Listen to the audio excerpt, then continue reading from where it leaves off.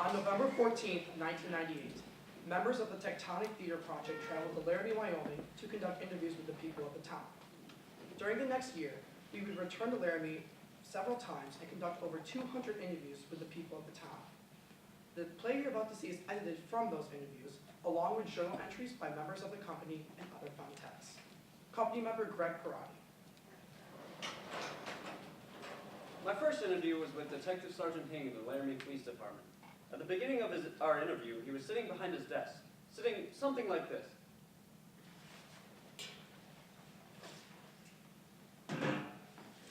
I was born and raised here. My grandparents moved here in the early 1900s. We've had basically fourth generation, quite a while. It's a good place to live, good people, lots of space. Now, all the towns in southern Wyoming are laid out in space because the railroad came through. That's how far they could go before having to stop and refuel and rewalk. And Laramie's been the major stopping point. We're one of the largest states in the country and the least populated. There's so much space between people and towns here. So much time for reflection. Rebecca Hilliker, head of the theater department at the University of Wyoming. You have an opportunity to be happy in your life here. I found that people here were a lot nicer than in the Midwest, where I used to teach, because they were happy. They were glad the sun was shining in. It shines a lot here. What you have your old-time traditional type ranchers. They've been here forever. Laramie's been a major hub of where they could come for supplies and stuff like that. Stewardship is one thing all our ancestors taught us. Eileen Engate, rancher. If you don't take care of the land, then you ruin it and you lose your living. So the first thing you do is take care of the land and do everything you can to improve it. I love it. Doc O'Connor, limousine driver. You couldn't put me back in that mess up there back east. Best part about it's the climate, the cold, the wind. Say the Wyoming wind will drive a man insane. But you know what? It don't bother me. Well, I mean, sometimes it bothers me, but most times it don't. And then you got the university population. I moved here after living in a couple of big cities. Phil DuBois, president of the University of Wyoming. I loved it there, but you'd have to be insane to let your kids out after dark. Now, here, I let my kids out till 11 or 12 at night in the summer, and I don't think twice about it. Then you got the people who live in Laramie, basically. I moved here from rural Texas. Zachy Stanley, Laramie resident. Now in Laramie, if you don't know someone, you'll know someone they know. So it can only be 1 degree removed at most. And, well, as for me, I love it. I love going to the grocery store because then you get to see like 4 or 5 or 6 people. And, I don't really mind people knowing my business because what's my business? My business is basically good. I like the trains, too. They don't bother me. But, sometimes they bother me. Sometimes they don't. Even though one goes by about every 13 minutes out where I live. Doc actually lives up in Vossler, but everyone in Laramie knows him. He's also not really a doctor. They used to carry cattle, them trains. Now all they carry is diapers and cars. I grew up in Cody, Wyoming. April Silva, university student. Laramie's better than where I grew up, I'll give it that. It's a good place to live. Good people, lots of space. Now, when the incident happened with that boy, a lot of press people came down here, and one time some of them came down to the crime scene with me. And it was just a gorgeous day, The mountains in the background, a little snow on them, and, the sky was that blue. You'll never be able to paint it. It's just sky blue. Gorgeous, gorgeous day. And this one reporter, lady person, she came up to me and she said, Well, who found the boy? Who was out there anyway? and I said to her, well, this is a very popular area for people to run, and mountain biking's pretty big out here. Horseback riding. Well, it's close to town. And she said to me, Who in the hell would want to run out here? and I'm thinking, lady, you're missing the point. All you got to do is, see the mountains, smell the air, listen to the birds, just take in what's around you. But they were just nothing but the story. Nothing but the story. And I didn't feel judged. I just felt that they were stupid. And they're just missing the point. They're missing the whole point. It's hard to tell you what Laramie is now for us. Jedediah Schultz. Before, I would have told you that Laramie's a beautiful town, a community. Everyone knows everyone, with a spirit that most larger cities are stripped of. Now, after Matthew, I would say that we're a town defined by a crime, an accident. We've become a noun, a definition, a sign. You know, we may be able to get rid of that, but it's sure going to take a while. Journal entries. Members of the company. Andy Paris. Moises called me saying he had an idea for his next theater project, but there was a somberness to his voice. So I asked him what it was all about, and he told me he wanted to do a piece on what was happening in Laramie. Stephen Belder. Lee told me the company was thinking of going out to Laramie to conduct interviews and that they wanted me to come. But I'm hesitant. I have no real interest in prying into a town's unraveling. Amanda Gronich. I've never done anything like this in my life. How do you get people to talk to you? What do you say? Moises Kaufman. The company has agreed to travel to Laramie for a week to interview people. Am a bit afraid about taking 10 people on a trip of this nature. Must make some safety rules. No one works alone. Everyone carries cell phones.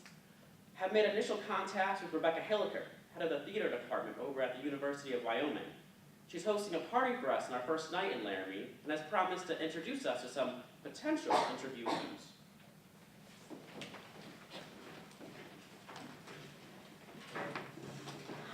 I must tell you, when I first heard that you were thinking of coming here, when you first called me, I wanted to say, you just kicked me in the stomach. Why are you doing this to me? But then I thought, that's stupid. You're not doing this to me, and more importantly, we've had so much negative closure on this whole thing, and the students really need to talk. When this happened, the students began talking, and the media descended, and all dialogue stopped. You know, I really love my students because they're free thinkers, and you may not like what they have to say, and you may not like their opinions because they can be very redneck, but they're honest and they're truthful. So there's a dynamic there. There's an excitement there with my students that I never had when I was in the Midwest or North Dakota, because there was so much Puritanism that dictated how people looked at the world that most of the time they didn't have an opinion. You couldn't get them to express an opinion.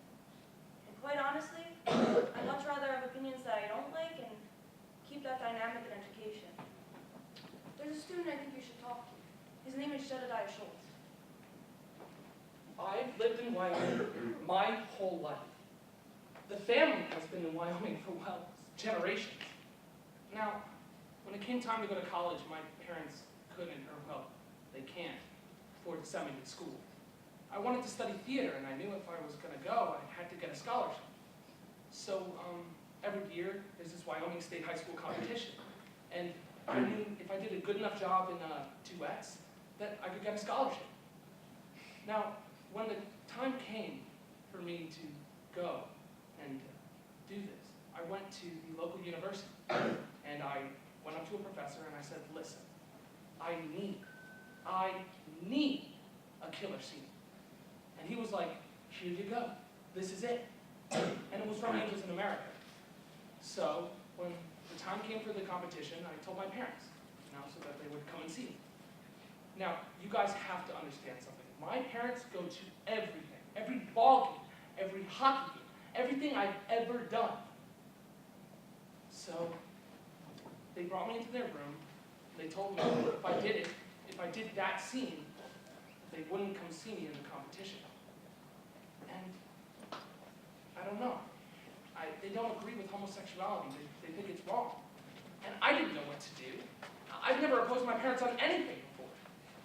So I thought about it, and I decided to do it.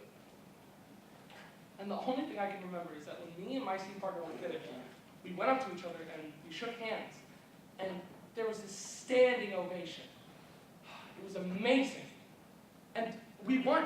And that's how come I can afford to be here at university. But my parents didn't see me. And to this day, that's the one thing my parents didn't see me do. And when I look back on it, I think, why did I do it? Why did I oppose my parents? Because I'm not gay. And I guess the only reasonable answer I can give is that I wanted to win. Man, it was the best. It was like the best scene. Do you know Mr. Kushner? Maybe you can tell him? Company member Greg Karate.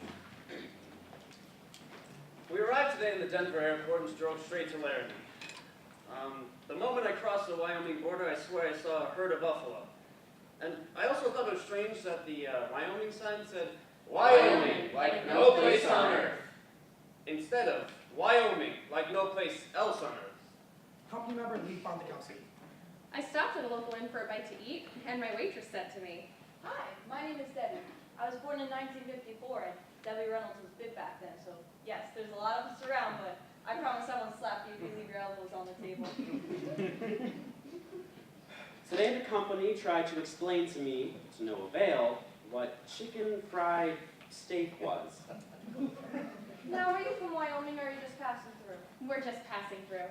Company member Barbara Pitts. We arrived in Laramie tonight, just past the Welcome to Laramie sign, population 26,687. The first thing to greet us was Walmart. In the dark, we could be on any main drag in America, fast food chains, gas stations.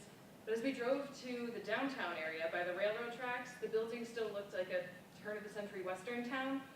Oh, and as we passed the University Inn, on the sign where amenities such as heated pool or cable TV are usually touted, it said, "Hate is not a Laramie value."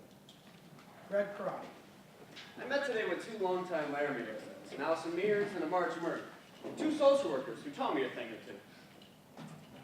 Well, what Laramie was like when Marge was growing up, well, it was mostly rural. Yeah, I enjoyed it. My kids all had horses. You know, there was more land. You could keep your pet cow, your horse, your little chickens, you know, just have your little bit of acreage. Yeah, I used to run around the house in my all-togethers while the kids were in school, do the housework, you know. Nobody could see me if they got that close. Well, then that's their problem. I'm sorry, I just want to make sure I got the expression right. In your all-togethers? Well, yeah, honey, why wear clothes? Now, how's he gonna use that in his play? So this was a big ranching town. Not just ranching, it was a big railroad town at one point. You know, before they moved everything to Cheyenne and Omaha and Green River, you know, now it's just kind of a pass-through for the railroads. But, what was it, even in the 50s? They had this one big roundhouse, and it was such a shop they could build a complete engine. Yeah, my mom worked there. Your mom worked in a roundhouse? Oh, yeah, she washed engines. Her name was Minnie. We used to sing the song. You know the song. Sorry, no. What song? Run for the roundhouse, Minnie. They can't corner you there. But let me tell you, Wyoming is bad in terms of jobs, you know? I mean, you've got the big high whoop-de-doo jobs at the university, but, I mean, the rest of us are stuck working minimum wage. Yeah, I either been in the service industry or a bartender most of my life. Now I know everybody in town. And she does. And I do, and I'll tell you, here in Laramie, there is a class distinction, and there always has been. What you have is the educated and those who are not. And those who are educated don't understand why those who don't get educated don't get educated. That's why I told you my kids had to fight because their mother was a bartender. Never mind, I was the best damn bartender in town. And she was. And that's not bragging, that's a fact. But you know, here in Laramie, if it weren't for the university, we'd all just be SOL. What's SOL? You need me to tell you? Means shit out of luck, honey. Well, you got that on your recording now, so looks like you're getting an education today. Yeah, I guess I am.